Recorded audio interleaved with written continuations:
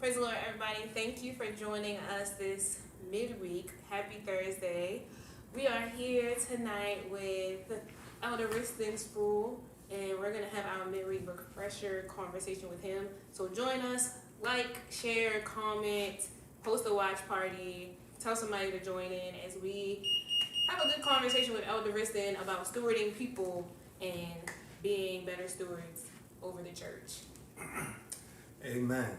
Hey, I think that as I was thinking about how we need to steward people, and that we really need to do a better job of that. I mean, that means that when we're stewarding people, it's like you protect them or somebody else's property. So like you basically taking care of them, and that's really what we're called to do. As far as like people belong to God, and so He cares about people. And so the reason I know that is that He became one, and so he didn't become like you. It says Jesus became us, became you, and so God experienced everything we experience, and so he wants people that will protect those people and the ones that he has put in the earth and He has called. So I think that we have this. Not only this generation that's coming up, but I mean, they have a lot of challenges, and like what would you say? What you see like most of the challenges like for younger ones or your generation? I think the challenges that I've seen or experienced is being understood, because I think sometimes the generation before us, the senior generation, sometimes acts as if we're never in our shoes. One. Two, I feel like if we're in the church, how do I apply? A big thing for me is applying what I've learned or I hear, applying the word to everyday life. So not just knowing, like, how do I apply the scripture, if that makes sense? Right. Not just feeding me the scripture, but teaching me to apply the scripture. And it also, too, and I think this is a good question for you, and it relates to stewarding people. How do we show love to those, that can be unlovable, but even those that just really don't want to hear the word? Like, I think that it's like really not much. I mean, what you can do is just you show them love, and it's nothing that we physically can do to change people. Right. But it's like to believe that God, it's like we will just be. It's like we're in His stead. So it's just like He's like we are His voice, and God's like the ones that are saying what He's saying. So we have to just believe that God will affect people, and that it's like that's what He came for, the most unlovable, because nobody's more unlovable than us. Correct. So correct. So we have somebody that showed us how to love unlovable people. So Elder Wriston, give me an example where when you say steward, like we can steward in marriage, we can steward with friends, we can steward with co-workers. Give me an example, or let's maybe speak to our people, the congregation on tonight. Just how can we be better stewards? Like what do you think? What does the Bible say about it? And in addition to that, I think one thing you said before we got started earlier is, you've been a steward over your household, your home, we're at Elder Wriston's home. So, being a steward over your own house, like what does that look like besides like just showing love? But you have 3 beautiful children, you have grandchildren. How do you steward over them effectively? Like, and how can that be transformed into like our viewers and our listeners? Like, how can they learn to steward?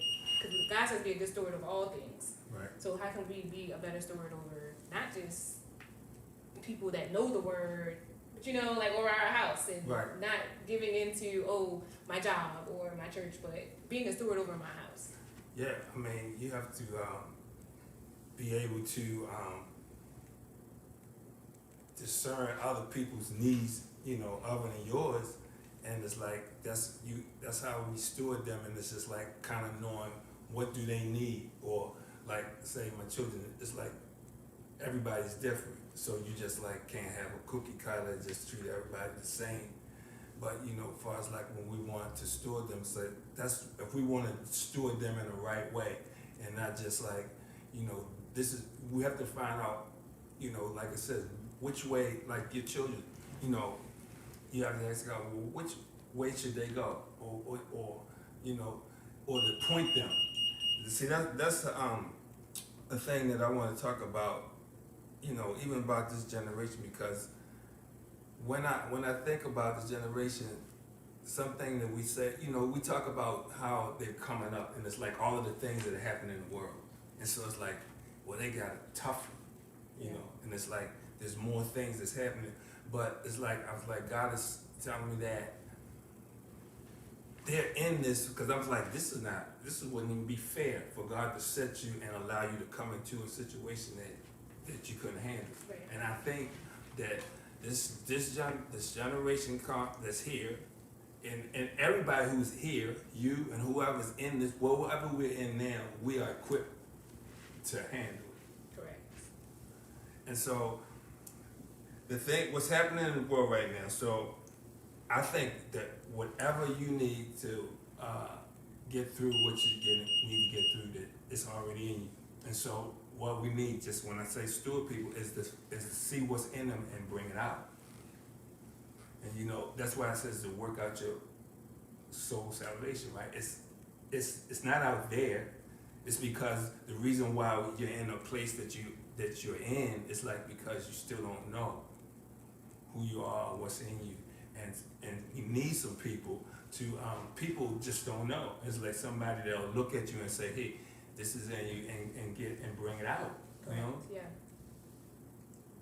And so I think, you know, that we still have to understand that people are called to do things that we might not have a knowledge of. So there's a lot of times I think in the church and we forget that it's like we think that everybody is supposed to be in the same place, but it's like, what if there's some people that are called to do something that you've never seen before and they don't know what to do with it? That's when you need a person that can steward them correctly, because you kill them, or you know, that's what you need. Is sometimes people don't need you to tell them what to do, because you might not know what to do with them. Right. But you just need, just like Eli and Samuel. You know, Eli was, you know, he was in a place where he was a mess, but it was like the best he could do with Samuel was just point him in the direction, you know, just go, when you hear it the next time, just go. Right. And say, yeah, because he couldn't hear him, but Samuel right. could hear him, so yeah. But that was what he needed from him. And it's like, sometimes it's like, you might not think that what you have to give that person is a lot. You don't know, but all I need for you to do is just point me in the direction. Right. And just like when we had with Moses, let me read the scripture. In Hebrews, this is what it said about Moses. Hebrews 11:23. It says, by faith Moses, when he was born, was hid 3 months of his parents, because they saw he was a proper child. They were not afraid of the king's command. And so they hid Moses, and they saw something. They knew something was different about him. And it's like, you have some people that need you to hide them. They just need before somebody gets to them, right. because they're not ready for what they're called to do. But will you hide them because somebody's trying to kill them? And sometimes you get killed at, you know, in ministries and stuff because nobody don't know what to do with you. Right. What do you think about it? I think that's deep, because I think that's deep. Just the fact of being hidden because it's not your time, but then also realizing and having discernment that a person has something within them, and even if you don't know how to handle it, or even if you don't know what to do with it, that just makes me reflect on being patient, asking God for discernment, asking God to speak to me or give me guidance, like just being truly God-led, because if we don't know what to do, like I just became a mom and you've been a dad for a while. Right. Like, so sometimes, you don't know what to do, and it's like about being God-led and letting God say, this is how you handle this, or this is how you nurture that gift, and this is how you, instead of chastising and coming down and just because I don't understand you, or, I don't understand what's going on with you right now, and I feel like that is really deep, what you just said, just, hiding that person until what is in them comes out. One thing I really love that I've been noticing is, like, your daughter has a clothing line now, and it seems like she's really blossoming into outreach and things like that, and I remember before it was just like, who is this child? Like, what do you do with her? Like, she just was, but we have to have that time to grow and find ourselves. And I think sometimes we get so impatient with people. Yeah. And give up.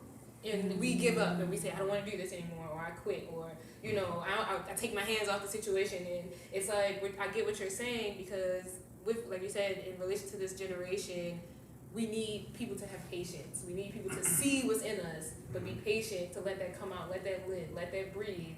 And even if you can't relate to it, try to understand, try to talk me through it. Or like you said, just be an ear and say, next time that happened, this is what you, try this. Right. Just like Eli said, next time that happens, say, yes, Lord, I'm here. Yeah. Some people just want you to hear. Just hear. And it's like, they don't, sometimes it's like, I'm like that. You don't have to give me the answer. It's just like, just understand. Yeah, or listen. Right. This is where I'm at. Can you understand this is where I'm at? Right. And so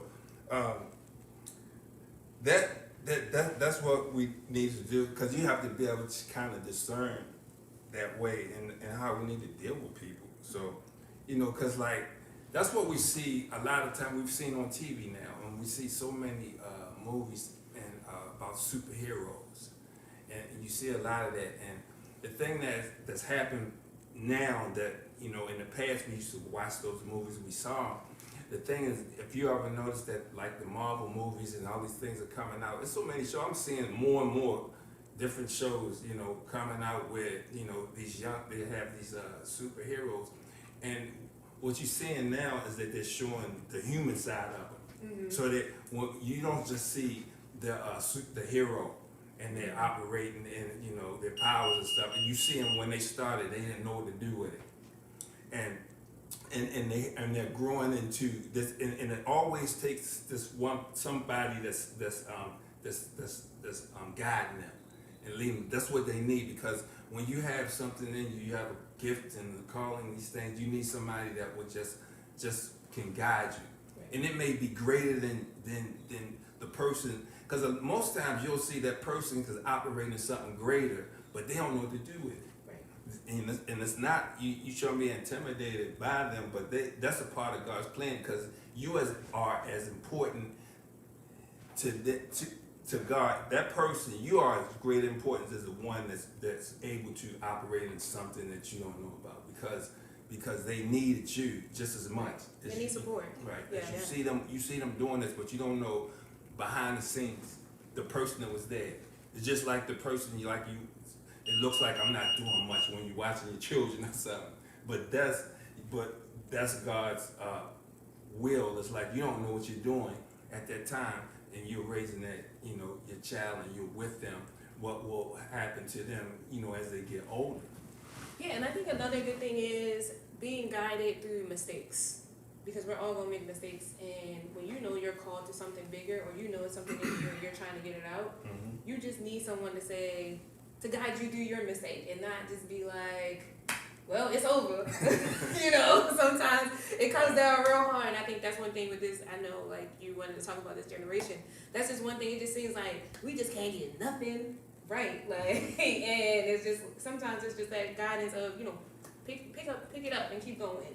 Like, don't stop, and mistakes happen, and it's gonna be fine. It's gonna be okay. We're gonna keep moving through this and trucking through this, because one thing, my mom always say to me is like, give yourself some grace. Yeah.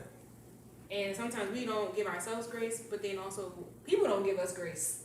Right. Because one thing I hate hearing is, and I know it's true, and I know it's what the words say, but I don't like hearing God's gonna fire me because I done made a mistake.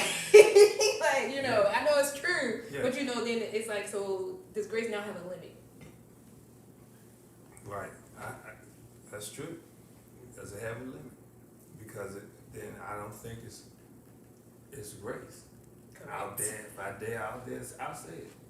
Because it's like sometimes we'll look at, because that's our human side. Sometimes we bring our human side in and we look at God as ourselves and how we would respond. Right. And so we have these times where we think God will get fed up and I had enough, and it's like, I don't know how long we've been on the planet, and if he was going to have enough, I think he would have had enough by now. I mean, yeah, the world's supposed to end. Not just when you showed up that it was okay, now it's not. Because you just tipped off, Right. the tipping point was you. And it's like, but that's it. It's like, I think things it looks dark, but I think things are actually are getting better. And it's like, it's what you see. And it's like what you see in people. It's like, because we have this idea that, just darkness is evil. Because we kind of, when you think about it, everything, it was darkness when God created. Creation came out of darkness. Right. And the scripture says that light shined out of darkness. It didn't say light shines in darkness. And you would think that, why is light coming out of darkness? Because that's what God works. It's like, it's nothing that's not too far gone, that's too bad that God won't, See through. Yeah. That he won't bring out, and he'll bring out the best of the worst thing that you look and you can see that God, when you read the Bible, he used the extreme. He took the extreme because he had the worst people that he always used. Yeah, and he always sat down with the worst people as well. Yeah. And so you might think that everything has to be in order and lined up for it to come through for you. It's like Jesus came through the worst lineage. God proved it. He said, I'm going to send Jesus through the worst lineage you can to get to him. So it's like, it seems like God, he'll take the extreme and use the worst things to just show you, what he can do. It's just, here's Paul killing Christians, because he thought he was doing this, he's like, this is what God, he thought he was doing this for God. And it's like, who did God use? Him. He already had a plan for him. So it's like, we have to be, it's time to see and just say, look at people, just don't look at them from the outside and just see like there's something else that's there, and just like we have to pull on it. So, like, because even like I said with the superheroes, I don't know, and you had the X-Men, even it had a training school for them. So it's just like, just because you had a place where they could go. And see, people, another thing you need is a safe place to grow. That's true. Safe place to grow. Say that one more time. You need a safe place so you can grow in. And that's what you're looking for, and people are looking for that. Sometimes the places that they need to grow in are not safe. And there's not an environment for them, because it's like, it's either this is what it is, this is where you gotta grow, this is what you got, here's the place you gotta grow in, do it, deal with it, grow here. And it's like, instead of, like I said, just discerning what you're dealing with, who this person is. And it's like, God might have just sent them in your life for you, like I said, for you to just point them, or he might have sent them there for you to just hide them and just protect them, and just to keep them away from the people that want to kill them. But you see something else, and it's like, if they can just survive that, it's because they know something else is there and it's different, but they don't have anybody else that can come into agreement with them. And it's like that's why if we want to see new things, and but you have to start doing things that are different, and you're going to have to see that you might have people that are coming up and raising up, you don't understand what they are doing, but it's like they're bringing something new. And when you are not there to help them along, you're almost like fighting against the plan of God, because that's His plan. They're His plan, and it's like, but we don't have enough people that understand what to do with them. Yeah, and I think the safe place to grow statement is really profound, because when you say safe, I just see that in multifacets, because one, I need somewhere where I can be protected, but also, again, back to somewhere where I can make mistakes and still continue to grow and still continue to be what God's called me to be. Like, I'm not less of a minister or a prophet just because I made my mistake yesterday. But being seen through your mistake, and even when, Moses killed the Egyptian and everything like that, like, he felt like, I gotta get up out of here. Right. But, having a place where you can grow and expand and just be heard, like, all those things that you're saying, I think those are really profound, because I think in this time we do need somewhere where we can be safe, a place where you can let it all out, a place where you can say, this is what I did, and get back on your feet. Because I think sometimes when we bottle in that guilt, or we bottle in that frustration, or we bottle in that mistake, it hinders you even more, because we're thinking what man is thinking of us, and not thinking what God thinks of us. And then the other problem is we're not stewarding, or not being stewarded over to the point where it's like, get back up. Right. Sometimes we're coming back, somebody's coming down with a hammer, and it's like, right. Yeah, you shouldn't have done that. And then it's like, okay, like, I knew I shouldn't have done it, but right. Chastise me but wipe me off at the same time. Like, don't chastise me and leave me here to feel like I'm out here by myself. Exactly.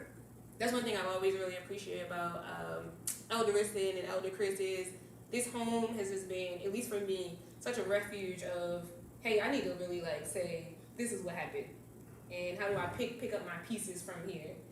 If anyone has had the opportunity to meet Elder Chris, her and Elder Wriston are amazing, and Elder Chris be on 10. She'll tell you how she was in the club, she'll tell you how she was here or there. But then that's that relatability piece for me that makes me feel safe to be like, I still got this desire. So how did God change that in you? I feel like God has to do the work. And sometimes as man and people, we want to do the work so bad instead of just being the vessel that God works through to help that other person come through. Exactly. No, this wasn't a paid commercial Well, we appreciate it. This was a paid commercial. Yeah, that's true. But and I thought about one time I was watching Brooklyn when she was like a baby and here in this area. And if you know anything, when it's the toddlers at the wild, they everywhere. And it's like you at the wild, because I was just me by myself here, and you just want them to stay in the area and sit there, because you got to watch them and go.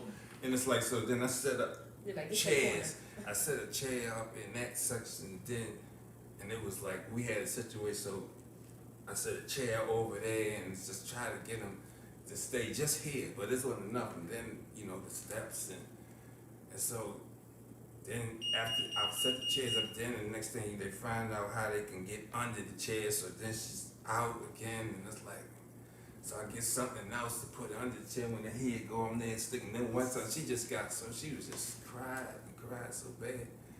And so it normally I was just like, it's okay to keep her in, but it was just like I felt like God was just saying, she cried because it's like that's not normal to just be confined like that. And it's like I just had to move everything, and it was just like, because at that time, that's what I discerned, that you don't want to just like, you never know how something will affect them at that age, and it's like just you being locked in. I can't, because it's like we have to know, because there are people that just like they're called to do things. It's like because people have shut them down or put them in a box. Right. Yeah. What you're saying is like, I hope y'all listening, because what he's saying is really wise and really deep, because sometimes we get put in these boxes and we're not meant to be confined to spaces, like, or you put someone in a realm or a stratosphere, and like you said, like she would find a way to crawl under it or crawl around it, and it's like when we try to crawl from out under certain things, it's like, no, go back in there. Yeah. Go back in there. Everybody. Yeah, and so, that's also restricting the gift. Yeah, that's restricting the gift or choking what God's trying to bring out of that person or the development. And again, that just goes right back to that safe space of just letting people be guided but also be free instead of just being like, just stay in this. And it might be messy, because that's what, until it gets to that place. And it's like we always talk about harvesters. But what do you think harvesters are when they come at perfect? Do you want this perfect people to come in and harvest? Because the harvest can consist of all kinds of people. I mean, how are you going to handle it? I mean, do what I need you to do, and other than that, if you can't work in this area, then you gotta go. Yeah. So, even thinking about harvest, if that's how I imagine it to be. It was messy. Getting the harvest was messy. Plucking it and being outside and sweating and gathering, it was messy. So why do we think when it comes to harvesting people or gaining a harvest in general, it's going to be A, B, C and squeaky clean? Because we got it. And again, it's like getting you out of that box, because people can train you and they can just break your spirit to the place where you were called to do something great, but it's just like after years and years and years of confining you just don't even have a desire anymore. Because I think about how they train. I don't know if you notice when they train elephants, when they babies, they tie them with a chain and a stake, and they can't move. And then they say as they get bigger, they can just take a rope and a wooden stake and put it in the ground, and it'll keep them, because they're trained in their mind that every time I go, right. And so it takes less as you get bigger, and you're able to pull that thing out the ground, but your mindset is so that, like, man, this is not gonna work. And they also did an experiment with, like, these fish that I don't know which fish were, but they eat other, goldfish, whatever. And they put this glass partition down in the fish bowl, so every time they would go to eat, they hit the glass. And so after a while, you pull the glass out, and they just walk off. They don't eat, die. Fish just go past it because of their mind condition. That I remember last time I did this, and it's like mind games, mind conditions. And we have to, because sometimes we may not have conditioned people to not be themselves. Wow. And because they're not like you. Right. And so you don't know what to do with them, but it's like I said, sometimes it's like if you don't know what to do with them, it's just they just need you. It's just like, what do you think it was like to be Jesus' parents? What are you gonna tell them? I was just thinking that before you said it. What can you add to, especially after he started getting, but besides I was just thinking that before you said it, and keep them and just go with them and just make sure everything's okay with them. It's like that's your job. That is your job. When Jesus stayed behind in the temple and said, I'm at my Father's house, I'd have been like, sir, if you don't bring yourself to my house, because again, in your mind, you like. But that's what they were called. They were stewarding him. They were keeping him, and they were stewarding him, and they just, That's a really good example, because he was not like them, even from that young of an age. And I'm pretty sure, Mary, I don't know if people see memes or anything, but I could imagine Mary just wanting to beat Jesus so bad, like, because he telling her about herself, but he was just, I just would imagine that Jesus was just a different child, and I feel like that story shows that he just was like, I'm at my Father's house, why were you looking for me? And it's like, because we leaving, like, what you mean? Like, we going back home. He's like, man, where's God gonna get us? Where's Jesus at? We lost the son of God. Right. So it's like, what you gonna do? It's like they went to the wedding. They asked Jesus, told him about the wine. He said, "It's not my time. When you with me?" And Mary just said, "Just whatever you say, just do it." And it's like.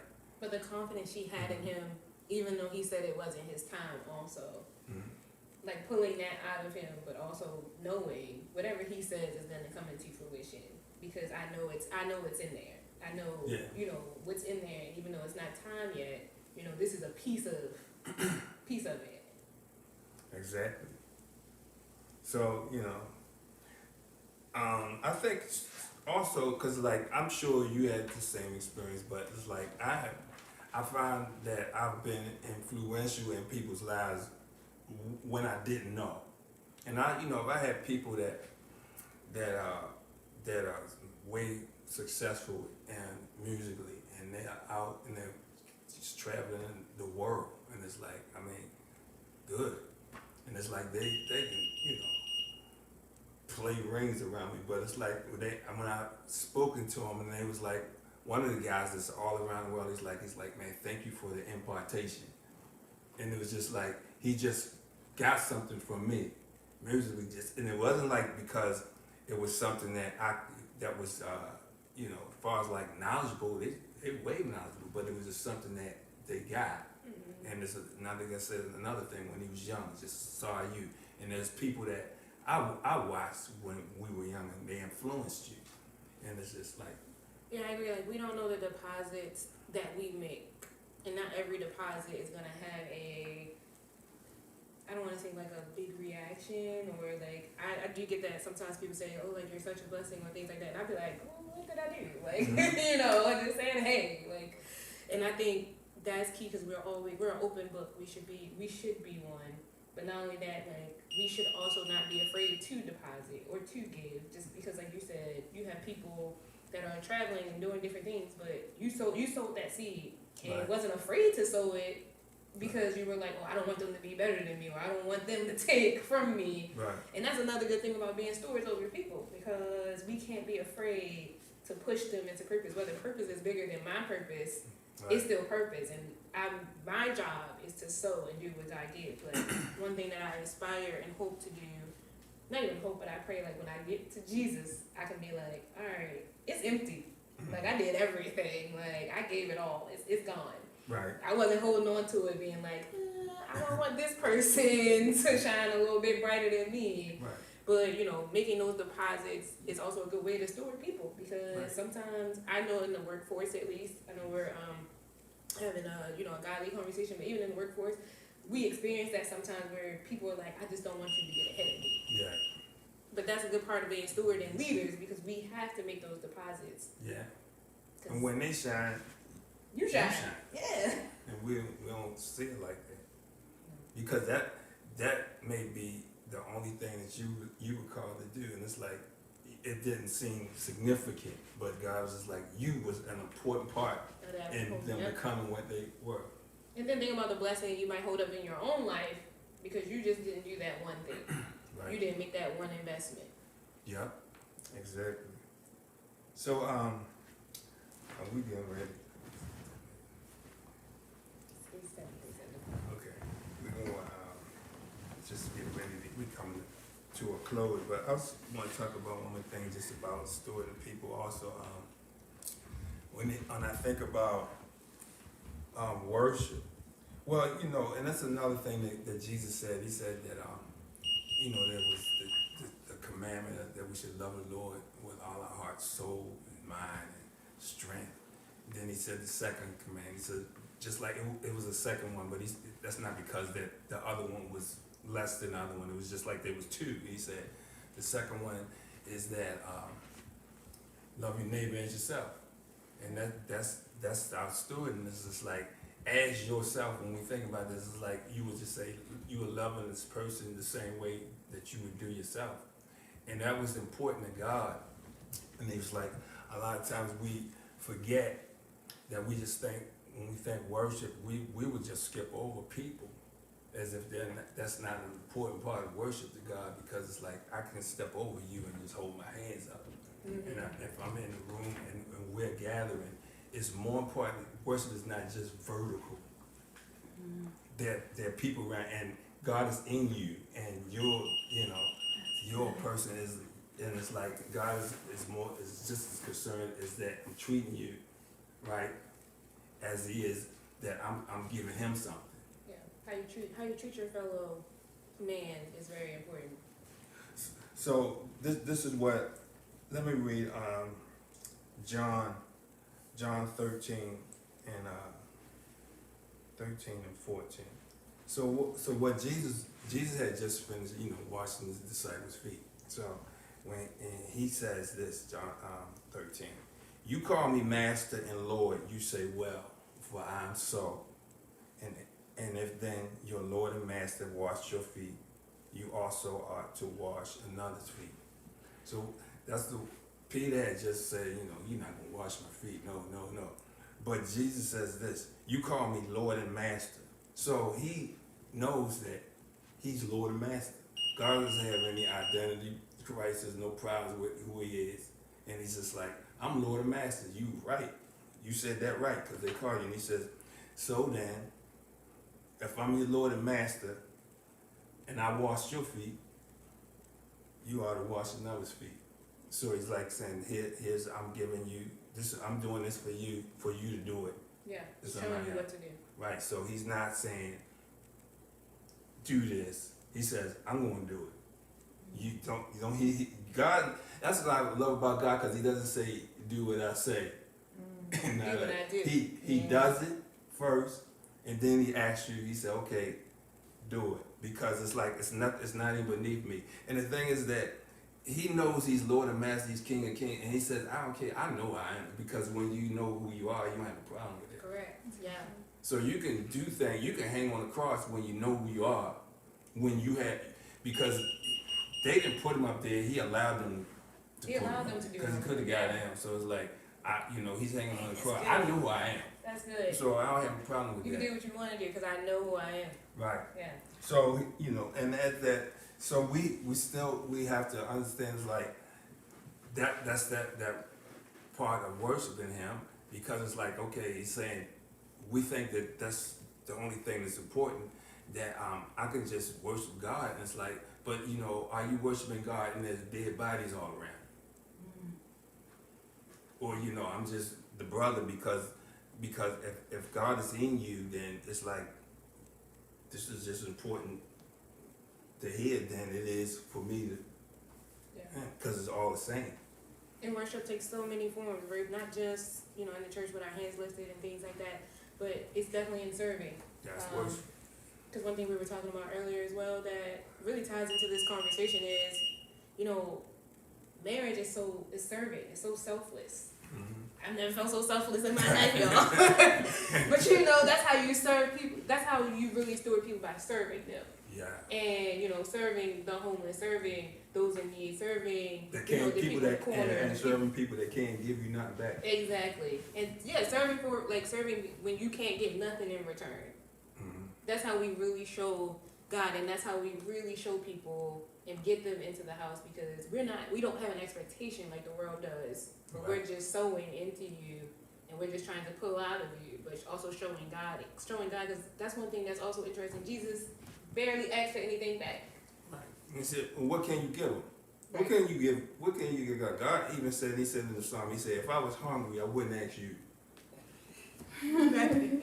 What can you give? It's like, it's like, you can't give me anything. But usually the only thing he ever asks is for you to go tell someone else, or for you to go share, or for you to basically pass on the blessing.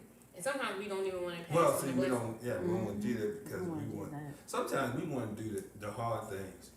And the simple things, the easier things that he says, to do is like, because we want to choose, it's like, you can't just say, no, I'll do this. And not I'm that. gonna do what I want to do. Right. I want to do this, but I'm not gonna do that. I want you to bless me, but I don't want to bless them too. So, yeah, that was good. Yeah. That was good. Okay, I think we could go on for it, but we're gonna wrap this up. Okay. And you have anything else that you was gonna add to it? No, I don't have anything else to say. We just want to thank Elder Wriston for taking the time on tonight just to talk to us. We're going to post on the screen ways to give. Please keep our apostle and overseer in prayers if they're traveling to Atlanta on this weekend. And we just thank you for joining us on tonight. And we pray that we blessed you. We pray that you learn how to be a good steward over people in your circle, your family, and your house. We love you, and have a great night.